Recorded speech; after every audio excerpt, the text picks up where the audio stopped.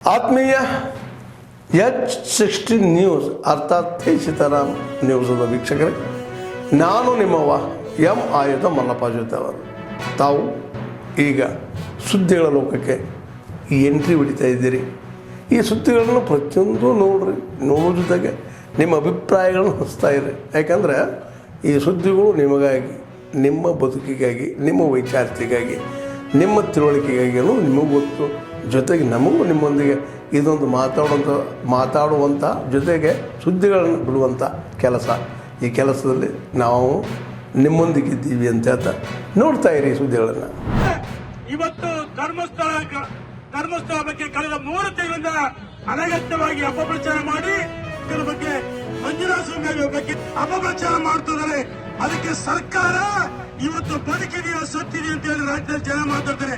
ಇವತ್ತು ಧರ್ಮಸ್ಥಳ ಬಗ್ಗೆ ದೇಶ ವಿದೇಶಗಳಲ್ಲಿ ಅಪಪ್ರಚಾರ ಆಗ್ತದೆ, ದೇಶ ವಿದೇಶಗಳಲ್ಲಿ ಅಪಪ್ರಚಾರ ಮಾಡ್ತಾರೆ.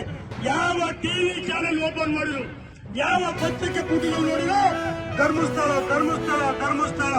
ಅವನು ಯಾವ ಅನಾಮಿಕ ನಾನು 100 ಶವಗಳನ್ನ ಊತಾಕಿದ್ದೆ ಅಂತ ಹೇಳಿದ್ದಕ್ಕೆ ಈ ಸರ್ಕಾರ ಹಿಂದೂ ವಿರೋಧಿ ಸರ್ಕಾರ SIT ತನಿಖೆ ರಚನೆ ಮಾಡಿ ಆಶ್ರಮೇ ಸಿದ್ದರಾಮಯ್ಯರೇ. ಯಾರೋ ಮೊನ್ನೆ ಆ ತಿಮರೋಡಿ ಅಂತ 24 ಜನ ಮರ್ಡರ್ ಮಾಡಿದ್ರು ಸಿದ್ದರಾಮಯ್ಯ ಅಂತ ಹೇಳಿಲ್ಲ. ಅದಕ್ಕೋಸ್ಕರ SIT ಮಾಡ್ಬೇಕಾಯ್ತು. ಅವ್ರಿಗೆ SIT ಮಾಡಲಿಲ್ಲ. ಹಂಗಂತ ಸಿದ್ದರಾಮಯ್ಯನ ಮರ್ಡರ್ ಮಾಡಿದ್ರು ಅಂತ ನಾವ್ ಹೇಳಲ್ಲ. ಆದ್ರೆ ಯಾರೋ ದಾರಿ ಹೋಗಲು ಅವನು ಮುಸುಕುದಾರ ವ್ಯಕ್ತಿ ಅನಾಮಿಕ 100 ಶವಗಳನ್ನು ಊತಾಕಿದ್ದೆ ಅಂತ ಹೇಳ್ತಾರಲ್ಲ. ಆ ಧರ್ಮಸ್ಥಳದ ಬಗ್ಗೆ, ಪೂಜರ ಬಗ್ಗೆ ಅಪವಿತ್ರ ಜಾಗವನ್ನ, ಆ ಪುಣ್ಯದ ಸ್ಥಳವನ್ನ ಅಪವಿತ್ರ ಮಾಡಬೇಕಂತ ಹೇಳಿ ವಿದೇಶದಿಂದ ಹಣ ಬರ್ತದೆ ತಾಯಿ. ಈ ದುಷ್ಟ ಶಕ್ತಿಗಳಿಗೆ ವಿದೇಶದಿಂದ ಹಣ ಬರ್ತದೆ. ಅದಕ್ಕೋಸ್ಕರ ನಾವು ಈ ಹಿಂದೆ ಕಳೆದ ತಿಂಗಳು ತಾಯಿ ನಾನು ದಾವಣಗೆರೆಯಲ್ಲಿ ಒಂದು ಪತ್ರಿಕೆ ಹೇಳಿಕೆಯನ್ನು ಕೊಟ್ಟಿದ್ದೆ. ಹೊನ್ನಾಳಿ ನ್ಯಾಮತಿ ಅವಳಿ ತಾಲೂಕಿನ ಮಹಿಳೆಯರು ಧರ್ಮಸ್ಥಳಕ್ಕೆ ಪರಕಾರಕನ್ನು ಸೇವೆ ಮಾಡ್ತೀವಿ ಅಂತ ಹೇಳಿದ್ದೆ ತಾಯಿ. ನೀವು ಒಪ್ಪಿಲ್ಲ, ನಾನು ಬಸ್ಗಳ ವ್ಯವಸ್ಥೆ ಮಾಡ್ತೀನಿ ತಾಯಿ. ಎಷ್ಟು ಜನ ಬರ್ತೀನಿ ಹೇಳಿ. ಧರ್ಮಸ್ಥಳಕ್ಕೂ ಬಸ್ಗಳು ಹೆಚ್ಚು ಖರ್ಚು, ನಾನು ಬಸ್ಗಳು ಮಾಡ್ತೀನಿ, ಪರಕೆ ಸೇವೆ ಮಾಡಬಹುದು ಅಂತ ಅಯ್ಯಕರಿಗೆ. ಈ ಸರ್ಕಾರಕ್ಕೂ ಪರಕೆ ಸೇವೆ ಮಾಡೋಕೆ ಸಿದ್ಧವಾಗಿದ್ದೀವಿ. ಹೊನ್ನಾಳಿ ನ್ಯಾಮತಿ ಅವಳಿ ತಾಲೂಕಿನ ಮಹಿಳೆಯರು ವೀರರಾಣಿ, ಕಿತ್ತೂರಾಣಿ ಚೆನ್ನಮ್ಮ, ಝಾನ್ಸಿ ಲಕ್ಷ್ಮೀಬಾಯಿ ಒನಕೆ ಹೋಗುವಂತ ನಾವು ಹೋರಾಟವನ್ನು ಮಾಡಬಹುದೇನಮ್ಮ? ಹೋರಾಟ ಮಾಡಬಹುದಮ್ಮ ತಾಯಿ ವೇದಾವತಿ? ಹೋರಾಟವನ್ನು ಸೆಂಟ್ರಿ ಈ ಮುಂದೆ ಈಗ ಹೋರಾಟವನ್ನು ಮಾಡ್ತಾರೆ ಹೇಳಿದ್ರು. ನಾನು ಹೇಳಿದ್ದೆ ಇದನ್ನ ಎಲ್ಲ ಒಂದ್ ಕಡೆ ಕಾನೂನು ವಿರೋಧ ಅಂತ ಹೇಳ್ತಾರೆ. ಇಂಥ ನನ್ನ ಮಕ್ಕಳ ಅನ್ನುವಂತ MP ತಮಿಳುನಾಡಿನ MP ಹೆಸರು ಕ್ರಿಶ್ಚಿಯನ್. ಅವ್ರ ಹೈಕಮಾಂಡ್ ಅಂತಂದ್ರೆ ಅವರು ಮೇಲೆ ಕೂತಂತವ್ರು ಸೋನಿಯಾ ಗಾಂಧಿ, ರಾಹುಲ್ ಗಾಂಧಿ, ಪ್ರಿಯಾಂಕಾ ಗಾಂಧಿ ಕ್ರಿಶ್ಚಿಯನ್. ಸೊ ದೊಡ್ಡ ಒಂದು ಇಂಥದ್ದು ಬರೇ ಇದು ಒಂದೇ ಅಲ್ಲ, ಇದು ಮುಗಿದ್ಕೊಳ್ಳಿ ಇನ್ನೊಂದು ತಗೊಳ್ತಾರೆ. ಹೀಗೆ ಹಿಂದೂ ಸೈಲೆಂಟ್ ಇದ್ದಾನೆ, ಹಿಂದೂ ಶಾಂತ ಇದ್ದಾನೆ, ಹಿಂದೂ ಸೌಹಾರ್ದ ಇದ್ದಾನೆ, ಹಿಂದೂ ಯಾವತ್ತೂ ಮೇಲೆ ಉರಿದು ಬೀಳೋದಿಲ್ಲ. ಅದನ್ನು ದುರ್ಲಾಭ ತಗೊಳ್ತಾ ಇದ್ರೆ ಒಂದ್ಸಲ ಹಿಂದೂ ಸಿಡಿದ್ರೆ ನಿಮ್ಗೆ ಅಡ್ಕೊಳಕ್ ಕೂಡ ಜಾಗ ಸಿಗ್ಲಿಕ್ಕಿಲ್ಲ. ಆ ರೀತಿ ಹಿಂದೂ ಸಿಡಿದೇಳ್ತಾನೆ. ಈ ರೀತಿ ನಿಮ್ಮ ಪ್ರವೃತ್ತಿ ಮುಂದುವರೆದ್ರೆ ಅಂತ ಎಚ್ಚರಿಕೆ ಕೊಡ್ತಾರೆ. ನಾನು ಸೌಜನ್ಯಗೆ ನ್ಯಾಯ ಸಿಗಲೇಬೇಕು. ಬಹಳ ಅತ್ಯಂತ ಕರುಣವಾಗಿ ಮಾಡೋದಂತ ಅದಷ್ಟೇ ಅಲ್ಲ, ಇನ್ನೇನೇನಾಗಿದೆ ಆ ಸಂದರ್ಭದಲ್ಲಿ ಆಗಲೇಬೇಕು. ನಾನು ನಿನ್ನೆ ನೋಡಿದೆ, ಎಲ್ಲ ಇವತ್ತು ಕಟ್ಟ ಕಥೆಗಳೆಲ್ಲ ಒಂದೊಂದಾಗಿ ಬರ್ತಾ ಇದೆ. ಸೊ ಯಾಕೆ ಈ ರೀತಿ ಮಾಡ್ತಾ ಇದ್ದಾರೆ? ಸುಜಾತ ಭಟ್ ಸರ್ ನಿಮಿಷಕ್ಕೊಂದು ಹೇಳಿಕೆಗಳನ್ನು ಕೊಡ್ತಾ ಇದ್ದಾರೆ. ಅನಿಲ ಭಟ್ನು ಕ್ಯಾರೆಕ್ಟರೇ ಇಲ್ಲ, ತಾವು ಒಪ್ಕೋತಾರ ಒಮ್ಮೆ ಒಪ್ಕೊಳ್ಳಲ್ಲ. ಅದೇ ಹೇಳಿದೆ ಈಗ ಸುಜಾತ ಭಟ್ ಅವರು ಸುಜಾತ ಭಟ್ ಅಲ್ಲ, ಸುಜಾತ ಉಪಾಧ್ಯಾಯ. ಅವು ಮದುವೆ ಆಗಿ ಮಕ್ಕಳೇ ಇಲ್ಲ.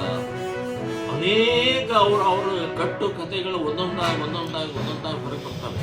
ಇದಕ್ಕೆ ಸರ್ಕಾರ SITಯ ಮೂಲಕ ಇದನ್ನು ನೇಮಿಸಬೇಕಾ? SITಯಲ್ಲಿ 4 ಜನ ಇವತ್ತು ಆಫೀಸರ್ಗಳು, ಪೊಲೀಸ್ ಆಫೀಸರ್ಗಳನ್ನು ಅಲ್ಲಿ ಸ್ಮಶಾನದಲ್ಲಿ ಕಾಯಕ್ಕೆ ನಿಲ್ಲಿಸಿದಿರಿ. ಏನು ಇದ್ರ ಮೆಸೇಜ್ ಏನು? ಆಯ್ತು, ಅಲ್ಲಿ ಪೊಲೀಸ್ ಇಲಾಖೆನೇ SP ಮೂಲಕ ಎಲ್ಲ ತನಿಖೆ ಮಾಡಿಸ್ಬೇಕಾಯ್ತು. ಯಾವನೋ ಬುರುಡೆ ಹಿಡ್ಕೊಂಡು ಬಂದಿದ್ದಾನೆ, ಇಲ್ಲಿ ತನಕ ಅವನನ್ನು ಅರೆಸ್ಟ್ ಮಾಡಿಲ್ಲ. ಬುರುಡೆ ಯಾರ್ದಪ್ಪ, ಎಲ್ಲಿಂದ ತಂದಿ, ಏನು ನೀನೇ ಕೊಂದಿದ್ದ?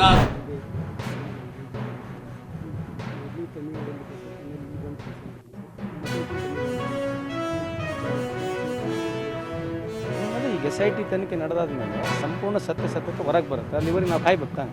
ಈಗ ಅವನೇನು ಇಂಟರ್ವಲ್ನಾಗ ಹೇಳ್ತಾನೋ, ಇನ್ಸ್ಟಾಲ್ಮೆಂಟಲ್ಲಿ ಹೇಳ್ತಾನೋ, ಸಂಪೂರ್ಣ ಸರ್ಕಾರ, ಅದಕ್ಕಿರ್ತಕ್ಕಂಥ ಇಲಾಖೆ ಸಚಿವರು, ಸರ್ಕಾರ ಸಮರ್ಪಕವಾಗಿ ಏನು ನಡೆದಿದೆ ಅಂತೇಳಿ ಕಂಪ್ಲೀಟಾಗಿ ಡೀಟೇಲ್ಸ್ ನಿಮಗೆ ಸಾರ್ವಜನಿಕರಿಗೆ ಹೇಳಲೇಬೇಕಲ್ಲ.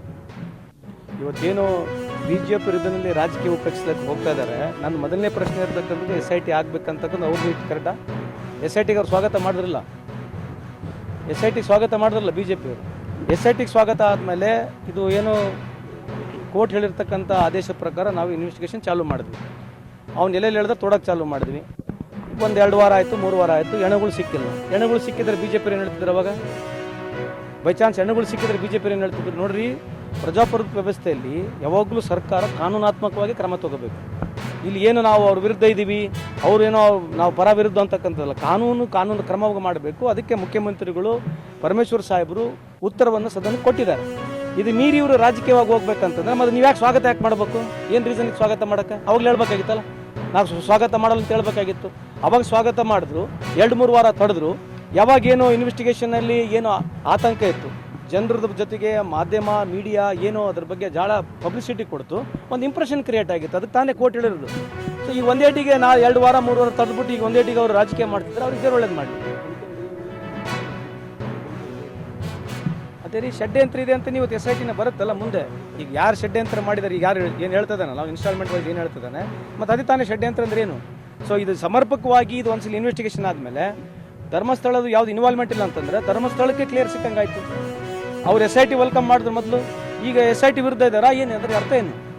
ಈಗ ಬಂದ ತಕ್ಷಣ ಬರೀ ಯಾವುದೋ ಒಂದು ಇಶ್ಯೂ ಬಂದ ತಕ್ಷಣ ಅದು ಅದೇ ರೀತಿಯಾಗಿ ಸರ್ಕಾರಕ್ಕೆ ವಿರುದ್ಧ ಮಾಡ್ತಕ್ಕಂಥದ್ದು ಬಿಟ್ಟರೆ ಬೇರೆ ಏನು ಉಳಿದಿಲ್ಲ ಅವ್ರಿಗೆ. ಈಗ ಇದನ್ನೇ ಒಂದು ರಾಜಕೀಯವಾಗಿ ಮಾಡೋಕ್ಕೆ ಪ್ರಯತ್ನ ಮಾಡ್ತಾರೆ ಅವರು. ಈ ಮಹಿಳೆಗೆ ಆದಂಥ ಕ್ರೌರ್ಯ, ಅದರ ಸಂಬಂಧಪಟ್ಟ ಹಾಗೆ ಯಾರಿದ್ದಾರೆ ಅದರ ಹಿಂದೆ ಅಥವಾ ಅದರ ಸಂಬಂಧಪಟ್ಟಂಥವ್ರು ಶಿಕ್ಷಿಸಬೇಕು. ಅವರಿಗೆ ಗಲ್ಲು ಶಿಕ್ಷಣ ಆಗಬೇಕು. ಅಷ್ಟು ಕ್ರೌರ್ಯವಾದ ಅತ್ಯಂತ ಹೀನವಾದಂಥ ಕೃತ್ಯವನ್ನು ಮಾಡಿದಂಥವ್ರು.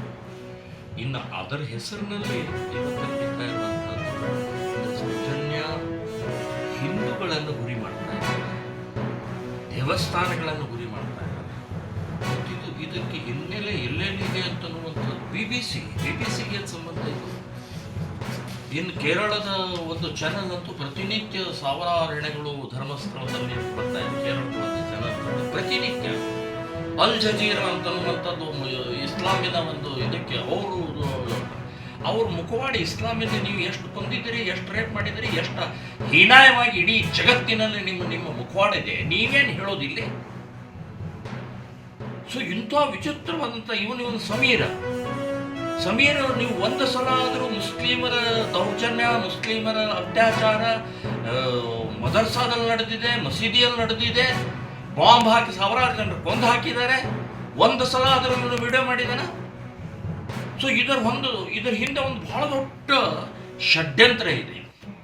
ಕ್ರಿಶ್ಚಿಯನ್ರಿದ್ದಾರೆ, ಕಮ್ಯುನಿಸ್ಟ್ರಿದ್ದಾರೆ, ಮುಸ್ಲಿಮರಿದ್ದಾರೆ ಮತ್ತು ಕಾಂಗ್ರೆಸ್ಸಿನ ಕೆಲವು ಜನ ಇದರೊಳಗೆ ಕೈ ಜೋಡಿಸಿದ್ದಾರೆ ಅಂತನ್ನುವಂಥ ಸ್ಪಷ್ಟವಾಗಿ ನಾನು ಹೇಳ್ತಾ ಇದ್ದೀನಿ.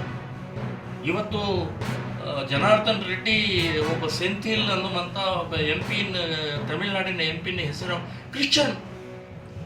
ಅವ್ರ ಹೈಕಮಾಂಡ್ ಅಂತಂದ್ರೆ ಅವರು ಮೇಲೆ ಕೂತಂತವ್ರ ಸೋನಿಯಾ ಗಾಂಧಿ, ರಾಹುಲ್ ಗಾಂಧಿ, ಪ್ರಿಯಾಂಕಾ ಗಾಂಧಿ ಕ್ರಿಶ್ಚಿಯನ್. ಸೊ ದೊಡ್ಡ ಒಂದು ಇಂಥದ್ದು ಬರೇ ಇದು ಒಂದೇ ಅಲ್ಲ, ಇದು ಮುಗಿದ್ಕೊಳ್ಳೆ ಇನ್ನೊಂದು ತಗೊಳ್ತಾರೆ. ಹೀಗೆ ಹಿಂದೂ ಸೈಲೆಂಟ್ ಇದ್ದಾನೆ, ಹಿಂದೂ ಶಾಂತ ಇದ್ದಾನೆ, ಹಿಂದೂ ಸೌಹಾರ್ದ ಇದ್ದಾನೆ, ಹಿಂದೂ ಯಾವತ್ತೂ ಆತ್ಮೀಯರೇ, ಎಲ್ಲ ಸುದ್ದಿಗಳನ್ನು ನೋಡಿದ್ರಲ್ಲ, ಏನು ಅನಿಸ್ತು ನಿಮಗೆ? ಇದರಲ್ಲೇ ನಿಮ್ಗೆ ಲೈಕ್ ಆಗಿರ್ಬೋದು, ಡಿಸ್ಲೈಕು ಆಗಿರ್ಬೋದು, ಕಾಮೆಂಟ್ ಬೇಡಪ್ಪ ಅಂತೂ ಅನಿಸಿರ್ಬೋದು, ಕಾಮೆಂಟ್ ಮಾಡಬೇಕಪ್ಪ ಅನಿಸಿರ್ಬೋದು, ಶೇರ್ ಮಾಡಬಾರ್ದಪ್ಪ ಅನಿಸಿರ್ಬೋದು, ಅದು ಮಾಡಬೇಕು ಅನಿಸಿರ್ಬೋದು. ಏನಾದರೂ ಆಗಲಿ ಶೇರ್ ಮಾಡ್ತಾಯಿರ್ರಿ, ಈ ನ್ಯೂಸ್ಗಳನ್ನ ಹಂಚ್ತಾ ಇರಿ, ಜೊತೆಗೆ ಇದಕ್ಕೆ ಸಬ್ಸ್ಕ್ರೈಬ್ ಆಗ್ತಾಯಿರಿ ಅಂತ ಹೇಳ್ತಾ H16 ನ್ಯೂಸ್ ಅರ್ಥಾತ್ ಹೇ ಸೀತಾರಾಮ್, ಇದು ಸತ್ಯದ ಕೈಗೆ ನಡಿ. ವಂದನೆಗಳು.